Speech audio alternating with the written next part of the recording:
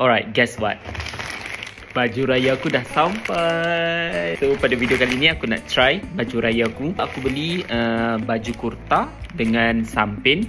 Okay, so ya, jom kita try. Okay, sampin yang aku beli adalah sampin instant. Sebelum korang tengok. Okay, kalau aku nak pakai macam sampin yang klasik tu, aku memang tak reti. Serius tak reti. Kalau aku pakai memang nampak macam tak kemas lah. Okay, memang tak kemas. Cara nak pakai sampin ni memang senang gila. So ya, mari aku tunjuk.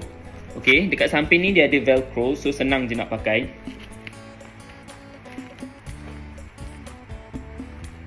Okay, lepas tu korang akan pusingkan macam ni.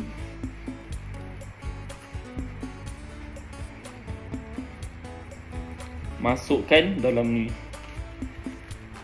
Dah siap. Simple way. Okay, macam ni je. Okay, kalau sampin instant, apa kelebihan dia? Kalau korang tengok, dekat perut ni tak buncit pun.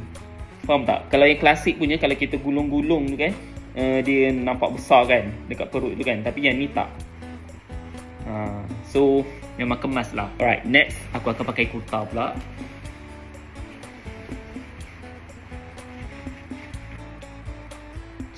Alright, so inilah baju raya aku tahun ni. Simple je. Aku pilih yang lengan 3 suku.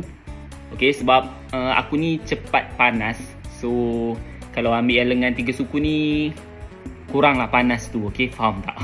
Dia kurang macam tu lah. Tapi serius tu, memang selesa gila. Kain dia memang kualiti gila. Aku beli dekat Sampin Eksklusif. Sampin Eksklusif. So siapa nak usah-usah baju raya tu, korang boleh pergi dekat Sampin Eksklusif. Okay, so ya.